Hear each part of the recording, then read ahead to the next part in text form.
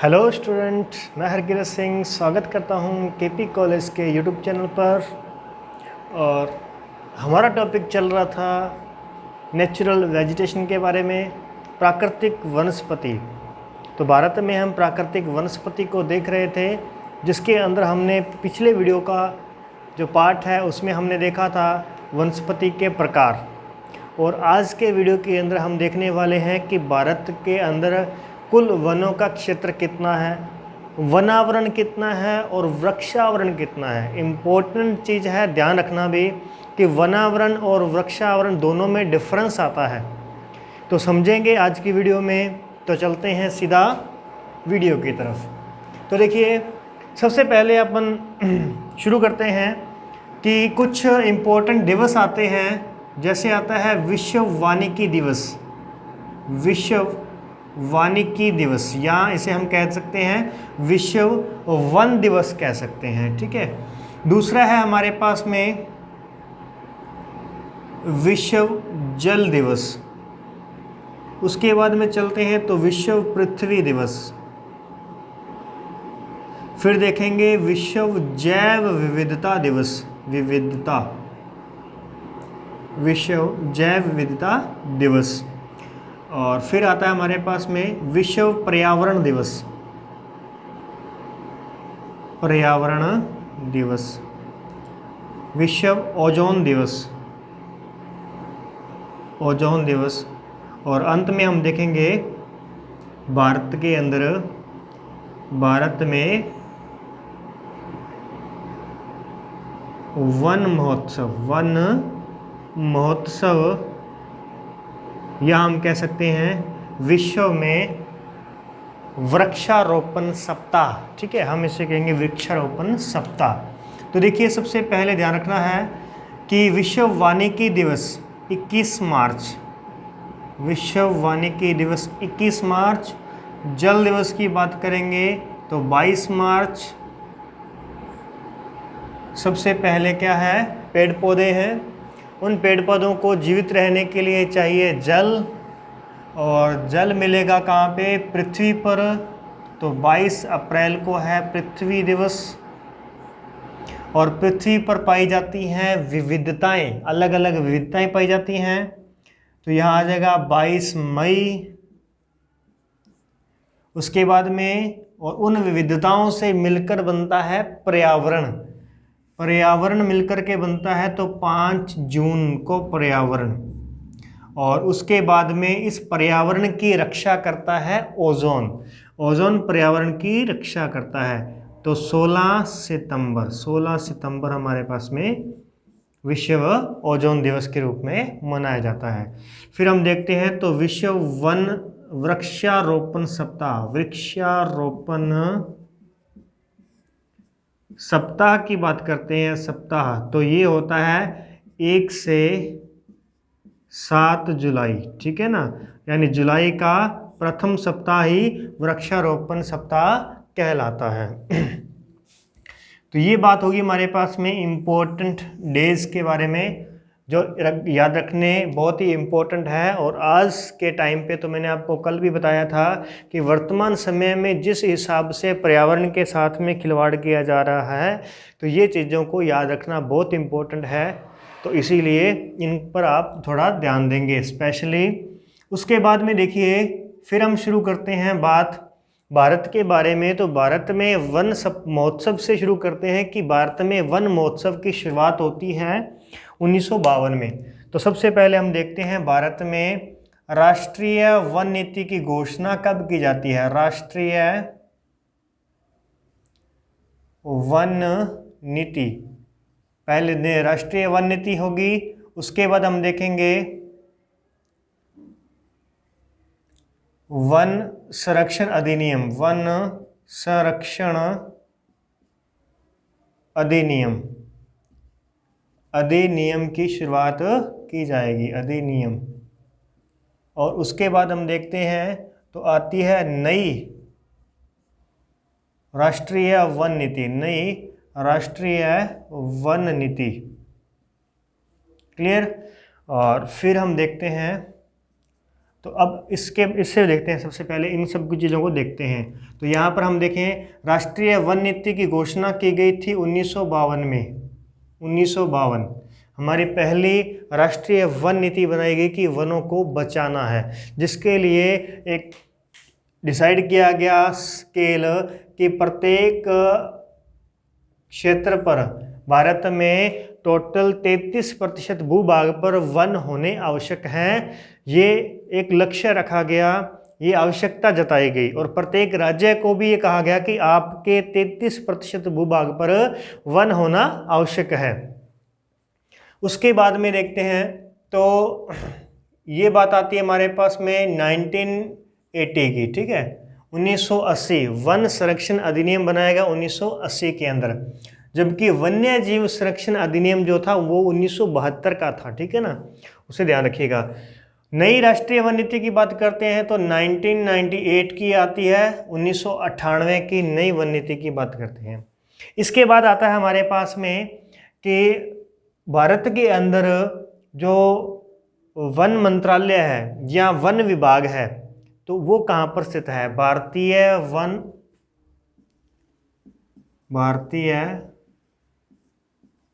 One सर्वेक्षण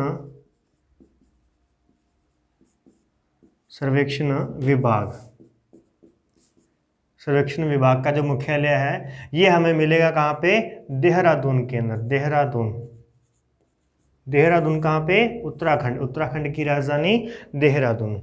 अब ये भारतीय वन सर्वेक्षण जो है, भारतीय वन सर्वेक्षण है वो क्या करता है? देखिए, सबसे पहले देखिए कि ये जो भारतीय वन सर्वेक्षण विभाग है इसका काम है कि प्रत्येक 2 वर्ष में, प्रत्येक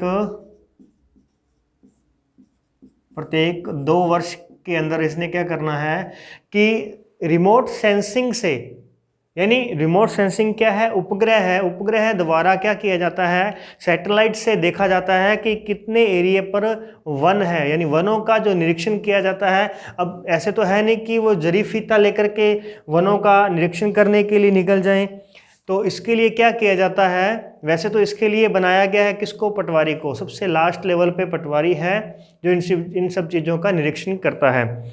लेकिन जो हमारे पास में ये भारतीय वन सर्वेक्षण विभाग है ये करता क्या है? ये रिमोट सेंसिंग द्वारा भारत की पूरी तस्वीर लेता है और उससे क्या करता है? ये रिपोर्ट जारी करता है, वनों की स्थिति की रिपोर्ट जारी करता है। प्रत्येक 2 वर्ष में क्या करेगा?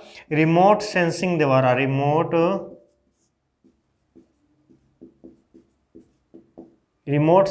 द्वारा क्या किया जाएगा? इसका भारतीय यानी उपग्रह द्वारा चित्रण किया जाएगा, वनों का चित्रण किया जाएगा, वनों की स्थिति की रिपोर्ट जारी की जाएगी।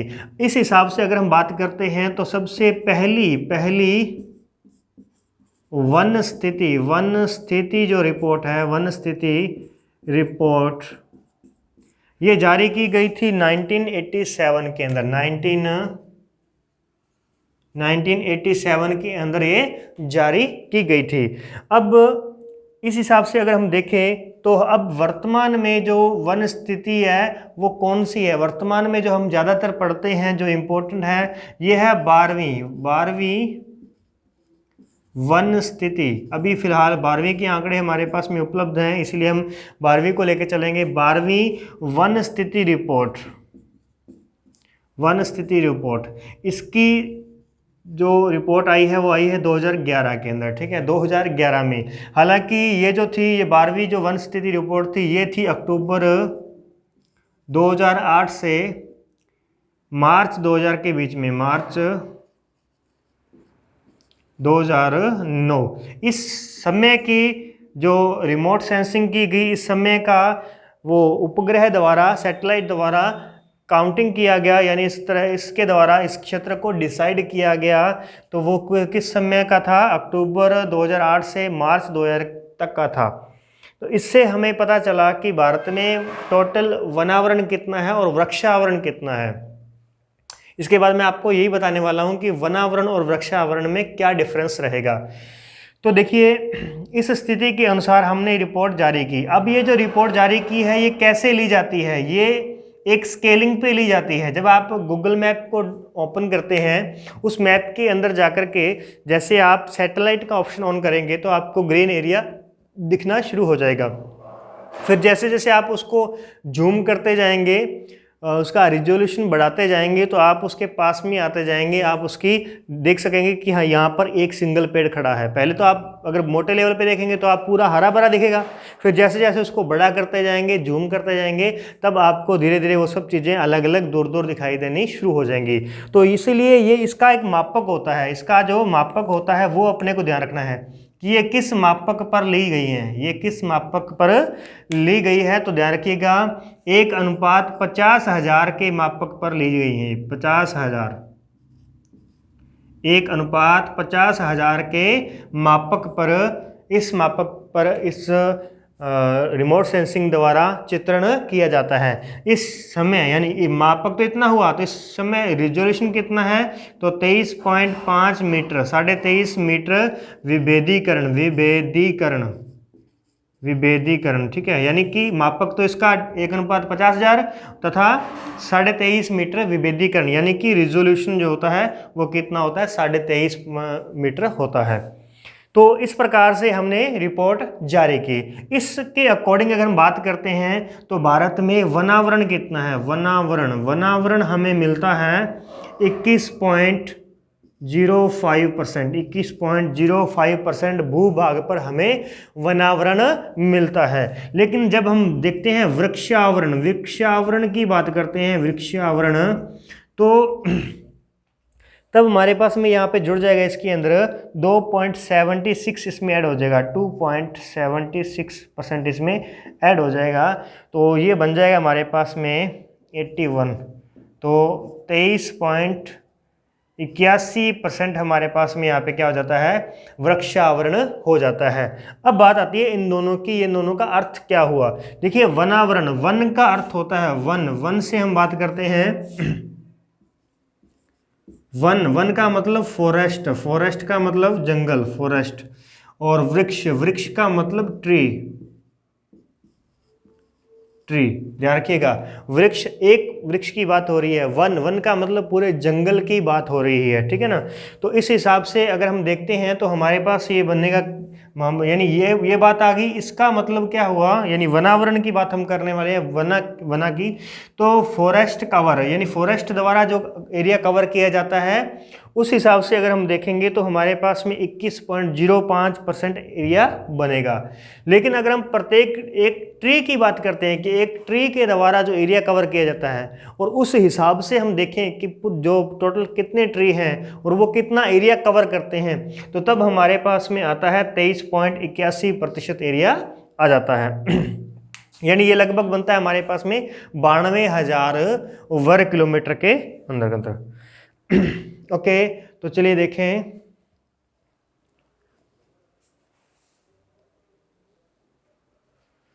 तो ये हुई बात हमारे पास में वनावरण और वृक्षावरण, ठीक है। ट्री कवर हो गया, और यहाँ पे फॉरेस्ट कवर हो गया, तो इसीलिए इसको हम कह देंगे वनावरण, और ये हो गया वृक्षावरण, ठीक है।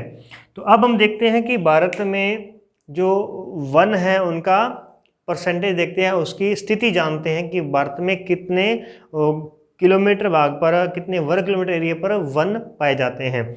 यहाँ तो हमने सिंपल सी बात देखी कि वनावरण 21.5 है और वृक्षावरण 23.81 है। चलिए इसके बाद में देखते हैं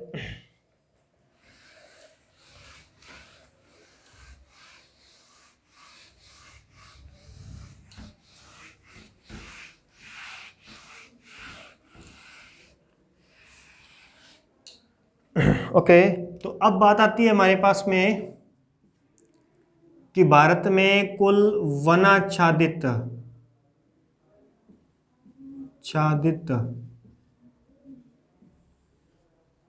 क्षेत्र कितना है, क्षेत्रफल, वनाच्छादित क्षेत्रफल कितना है। यानी वो जो हमने देखा था 21.05, हम उसकी बात करने वाले हैं। वनाच्छादित यानी कि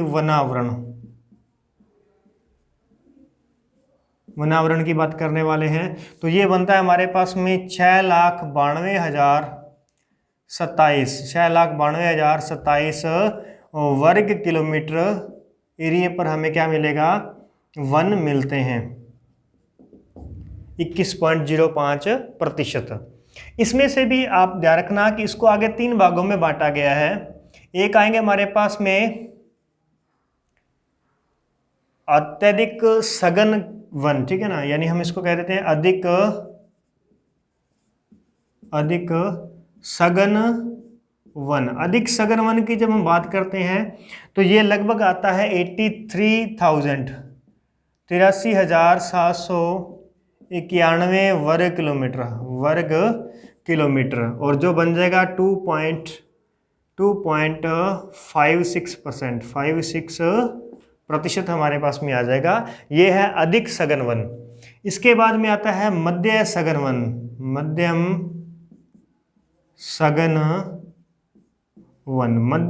वन की अगर हम बात करते हैं तो ये बन जाता है 3,83,280 वर्ग किलोमीटर, ठीक है। और इसका परसेंटेज जब हम देखते हैं तो 9.75% आ जाता है। सॉरी, यहाँ थोड़ी सी मिस्टेक है, 70,280 वर्ग किलोमीटर, ठीक है। उसके बाद में आता है खुले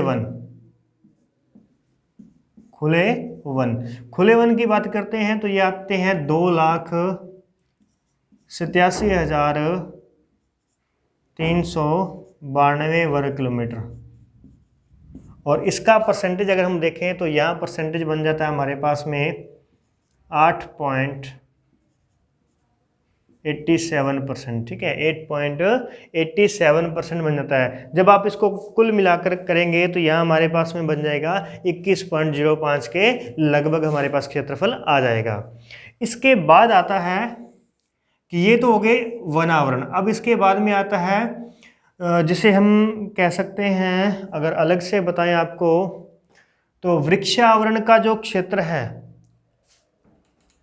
अलग क्षेत्र है। जैसे हम सीधा पहले वृक्षावरण देखते हैं। वृक्षावरण जो है, वृक्षावरण की जब हम बात करते हैं तो यहाँ हमारे पास में बनता है 23.81%, और ये जो क्षेत्र है ये बनता है 78.92 मिलियन हेक्टेयर, ठीक है। हेक्टेयर बनता है, यानी ये लगभग बन जाएगा हमारे पास में 7,92,000 बनना है हमारे पास, 92,000 बनेगा। तो हम इसको लिखेंगे 82 बनेगा, हाँ 78.29, हाँ। तो ये आ जाएगा हमारे पास में 7,82,900 वर्ग किलोमीटर का इलाका आ जाएगा। ये जो क्षेत्र है पूरा का पूरा ये बन गया वृक्षावरण। तो अब इन दोनों में डिफरेंस, ये इसमें और इसमें अगर हम देखते हैं तो ये 90,000 का इसमें डिफरेंस आता है। 90,800 का इसमें अलग से एक क्षेत्र आता है जिसे हम उसका आवरण कह देते हैं, यानी कि वृक्षावरण ऐड कर लेते हैं, जिसके अंदर उसका कवर करने का एरिया हम साथ में ऐड कर लेते हैं। तो ये टोटल हमारे पास इतना बन जाता है। तो इस हिसाब से यहाँ पे हमने 3 भागों में बांट दिया। पहला होगा हमारे पास में अधिक सघन, दूसरा है मध्यम सघन और तीसरा है खुले वन। इसके बाद देखते हैं प्रशासनिक दृष्टि से वनों को 3 भागों में बांटा गया है। प्रशासनिक दृष्टि से वनों को 3 भागों में बांटा गया। इनका संरक्षण करने के लिए 3 भागों में बांटा जाता है। देखिए, एक तो होता है हमारे पास में सुरक्षित वन, सुरक्षित वन जिन्हें कहते हैं रिजर्व फॉरेस्ट,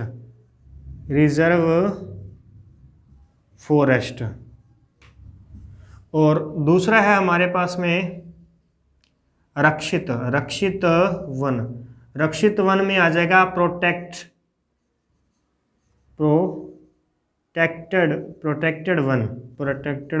फॉरेस्ट, और तीसरा है हमारे पास में अवर्गीकृत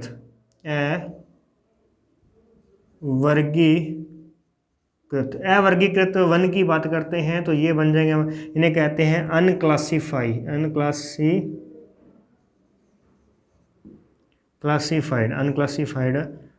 फॉरेस्ट कहलाएंगे, फॉरेस्ट। ठीक है, तो देखिए इनकी बात करते हैं। सुरक्षित वन, सुरक्षित वनों को सुरक्षित को आरक्षित भी कहा जाता है। आरक्षित यानी आरक्षण, आरक्षण को कहते हैं ना अपन, आरक्षण यानी रिजर्व। और रक्षित को संरक्षित भी कहा जाता है, संरक्षित।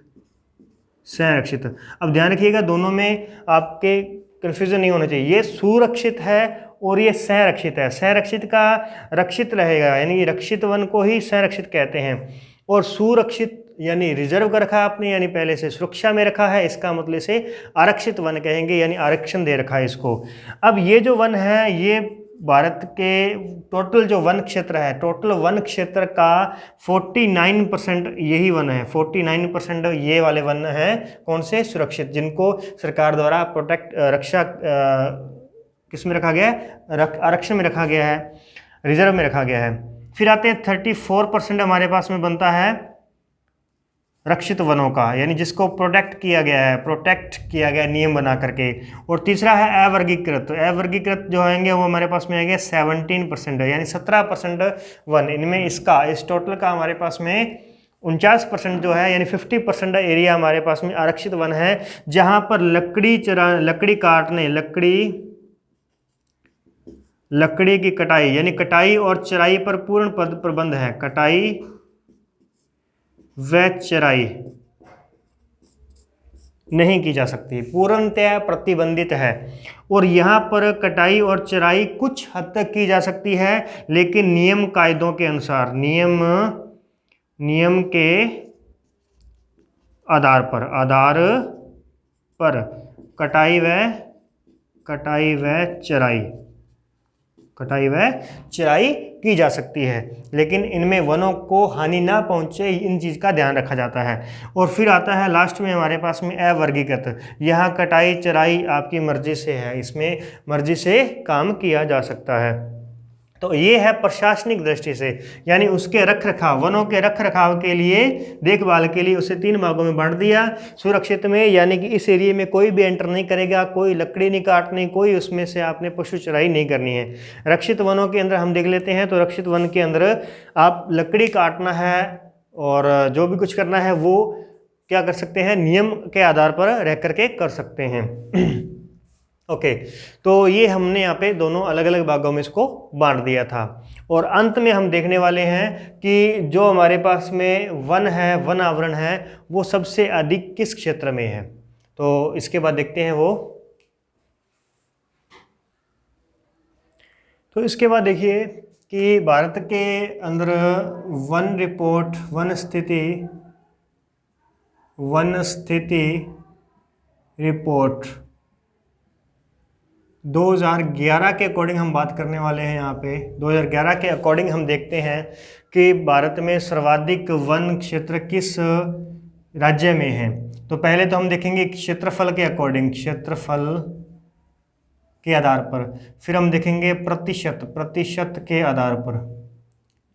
तो देखिए इसमें क्या देखना अपने को कि सबसे पहले क्षेत्रफल के आधार पर हम देखते हैं कि सबसे अधिक वनों का जो क्षेत्रफल है वो किस राज्य में है। सबसे अधिक वनों का क्षेत्र तो वो हमें मिलेगा मध्य प्रदेश में। मध्य प्रदेश में मिलेगा 77,700 वर्ग किलोमीटर। 77,700 वर्ग किलोमीटर एरिया क्षेत्र जो है वो मध्य प्रदेश का वनों से आवरण है। दूसरे नंबर पर हम देखते हैं, तो दूसरे नंबर पर आएगा हमारे पास में अंडमान निकोबार, दूसरे नंबर पर जो है हमारे पास में वो अरुणाचल प्रदेश है। अरुणाचल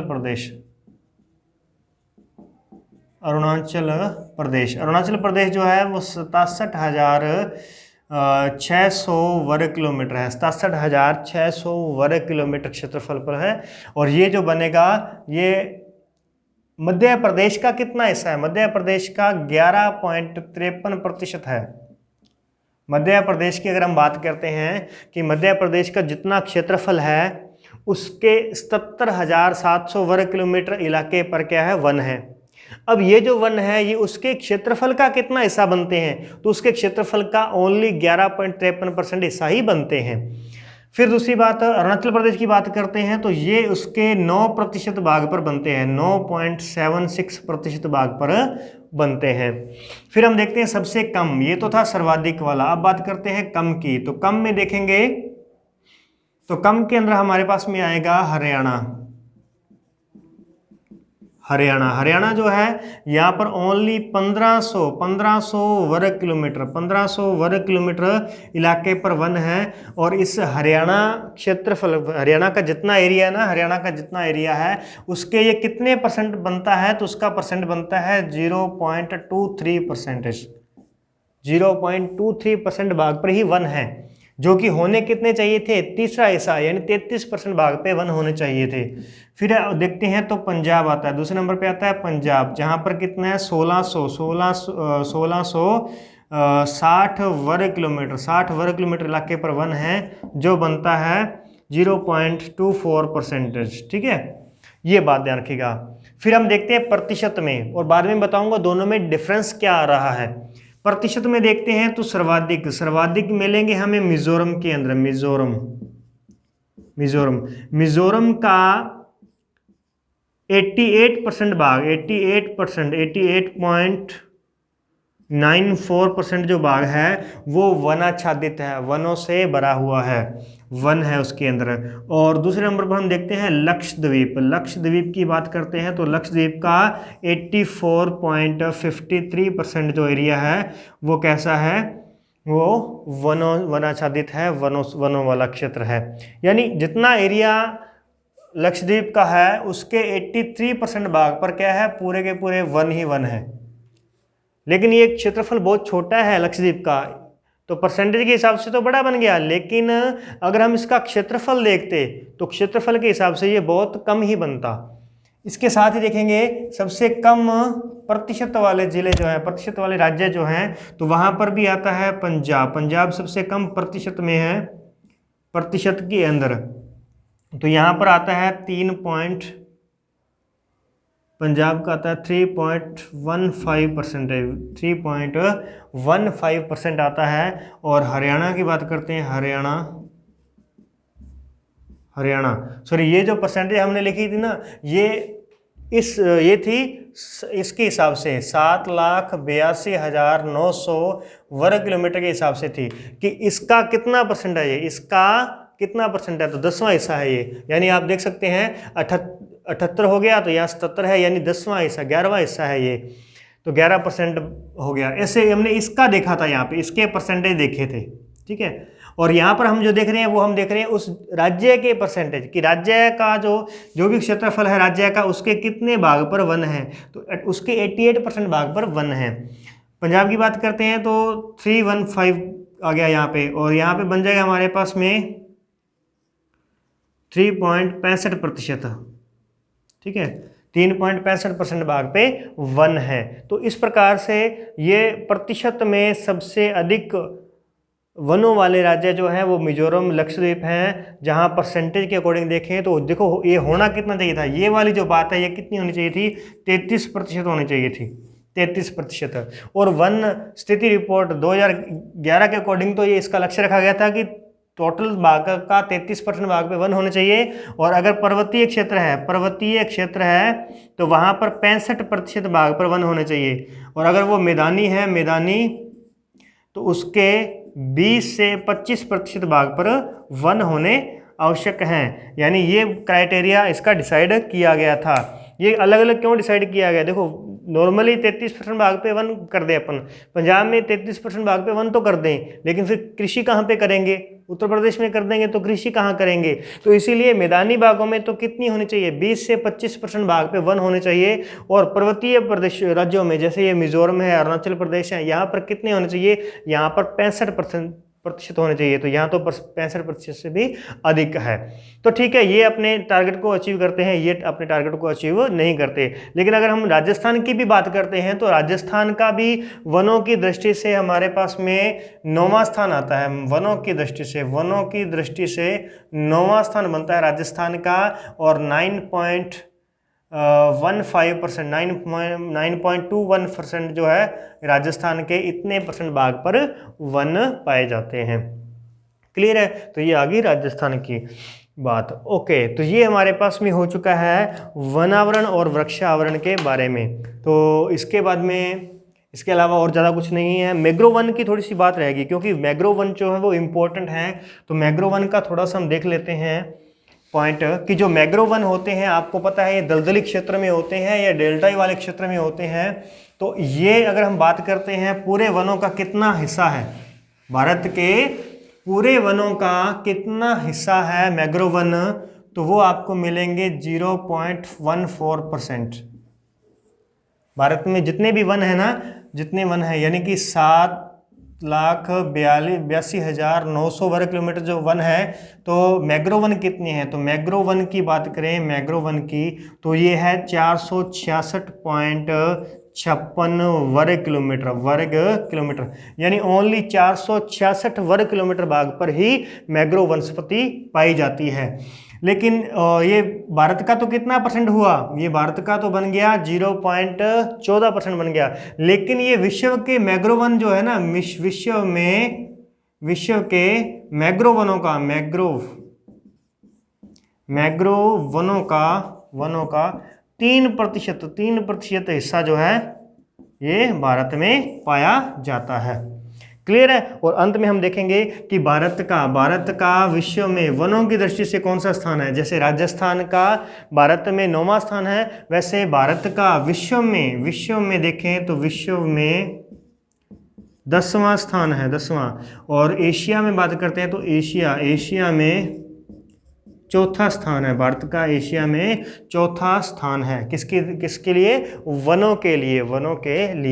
और भारत जो है विश्व के 12 जैव विविधताओं वाले देशों में से एक है। जैव विविधता वाले देशों में से एक है, क्योंकि भारत में लगभग 47,000 प्रजातियों के पौधे पाए जाते हैं। 47,000 प्रजातियों के पौधे पाए जाते हैं। तो हुई ना बात भारत के लिए गर्व की। तो ठीक है दोस्तों, आज की क्लास में फ़िलहाल इतना ही। यह हमारा वनस्पति का जो टॉपिक है वो क्लियर होता है। अच्छी तरीके से देखने के लिए और वीडियो को लाइक करने के लिए आप सभी का धन्यवाद। मिलते हैं नेक्स्ट वीडियो के अंदर।